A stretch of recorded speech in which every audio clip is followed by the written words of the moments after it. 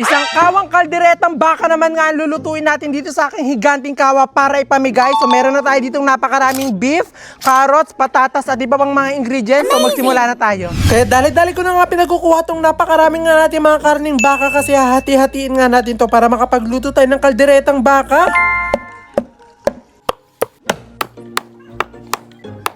At talagang natutuwa pa nga ako dito sa karning baka nga natin kasi talagang sobrang ganda nga ng pagkakakarne niya. Talagang fresh na fresh. Kaya mga sigurado nga ako na napakasarap pa ng kalderetang baka nga na maluluto nga natin dahil nga dito sa mga karne. At matapos nga pa namin mahati-hati nga itong mga karne ng baka, dali-dali ko na silang sinalin dito sa aking higanting ang kasirola para malagyan ko na nga sila ng mga pampalasa. Imamarinate nga lang po natin ito ng saglit para talaga maging malasa talaga yung maluluto nating kaldereta. At pagkalagay ko nga po ng mga pampalasa nga natin, hinalo-halo ko nga lang to at maya-maya nga na din mag-uumpisa na nga natin magluto. So tara, simulan na natin magluto. Maglagay na tayo ng mantika. At nung mainit na nga po yung mantika, agad-agad ko nung haring pinrito nga itong mga patatas nga natin kasi napakasarap nga nito sa kaldereta kapag nga talagang pinrito siya. Amazing!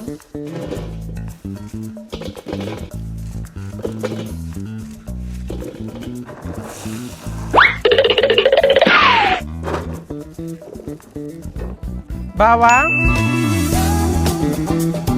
sibuyas. At pagkatapos ko nga po may ilagay ng bawang at sibuyas, naglagay na nga rin po ako dito ng margarine. Butter nga sana yung ilalagay ko nga dito pero sabi nga na mga kasama ko na masarap daw ang kaldereta kapag nga margarine daw ang ginamit. Lagyan na natin ang ating mga beef karne.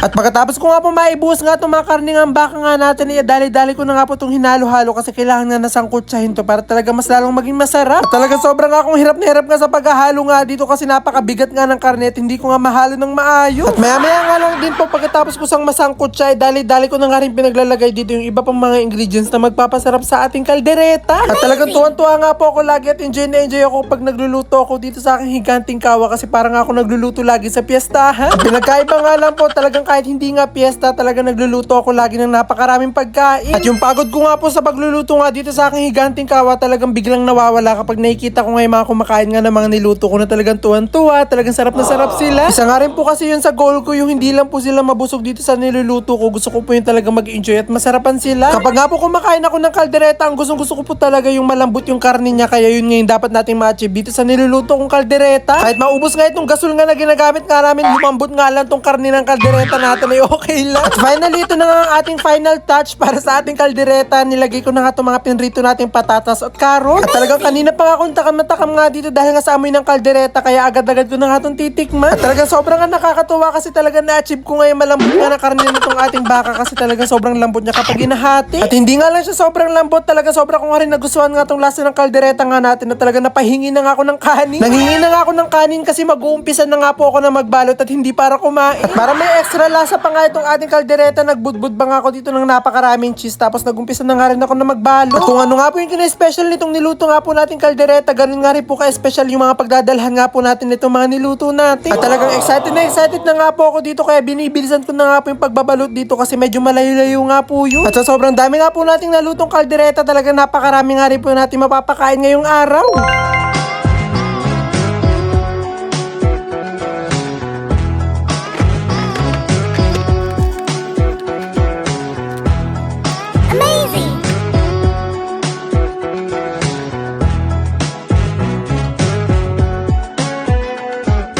At finally nga po, nabalot na nga natin lahat at nailagay ko na po sila dito lahat sa aking basket. Kaya dali-dali na nga kami bumiyahe para nga pumunta dun sa liblib nga na paaralan. At maya-maya nga lang din po nakarating na nga tayo dito pero hindi pa po dito yung pinaka-eskwelahan kasi aakit pa po tayo na parang papunta dun sa bundok. At talagang medyo nakakaramdam na nga po ako dito ng pagod kasi talagang paakit talaga yung papunta nga dun sa school. Pero nawala nga po yung pagod ko nung nakita ko nga yung mga reaksyon nga ng mga bata. Kung excited nga po ako papunta dito, talagang triple nga po yung excited nga nila nung nakita nila ako. Kaya pagdating pa nga lang namin doon hindi na nga kami nagpatumpik-tumpik pa at agad-agad na nga kami mag-umpisa na mamigay nitong mga niluto ko. At sa sobrang dami nga po nating naluto at nabalot, sigurado nga ako na lahat nga sila yung mabibigyan nga natin at sigurado rin ako na may susobra pa. Kaya maraming salamat nga po sa inyo kasi hindi po ako makakapagluto sa napakalaki kong kawan ng napakaraming pagkain kung hindi po dahil sa mga suporta nyo po sa akin. Amazing!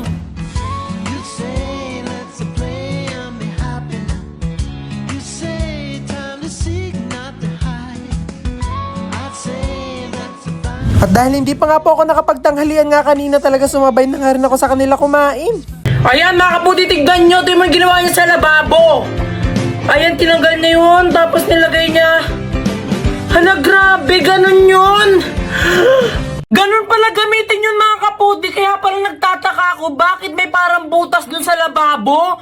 Yung pala yung purpose nun. Hala, grabe. Tara, gawin natin. Titignan natin kung totoo yun. Tara. Tara, gawin natin yun. Hindi pwede, hindi ko gagawin yun. Titignan natin kung legit. Grabe. Doon yung lababo namin, so tara na. Ayan yan mga kapudi, oh. Ayan, ito. Ganun pala gamitin yun. So, ang gagawin natin, tatanggalin natin daw itong takip. Tapos, ito, may kutsilyo tayo, so tanggalin na natin. So, ayan na mga kapudi, tanggalin na natin, oh. Yan, Diyos ko po, ganun pala gamitin to. So, ayan na, tatanggalin na natin mga kapudi. Ayan na. Ayun.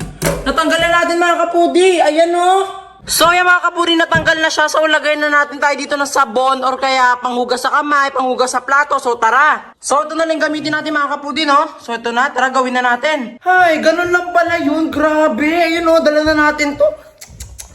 Ayan, tanggalin natin. Ayan, tapos isusuot daw natin dito yung takip. Ayan. Yan, so mga kapudi, ayan yung takip. So ilagay na natin to sa baba niya. Ay, grabe, ganun pala yun. So punta tayo di sa ilalim ng lababo. Ayan. So tanggal natin itong mga tubig. Ayan. So ito na mga kapudi, ilagay na natin. No? So ayun siya, yung takip. So ito na, tara na. So let's go.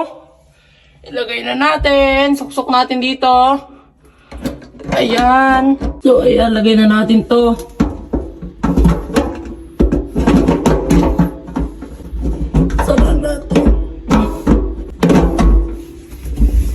Ayan na mga kapudi, nakalagay na. So, ayan na yung ano.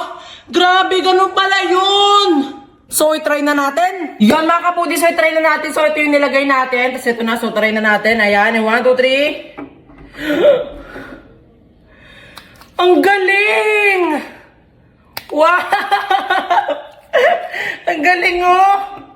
Oh, pwede rin kayo maglagay dito mga kapudi yung sabon nyo, panghugas ng plato. Ayan, tignan nyo. Wow, matutuwa si mama na ito.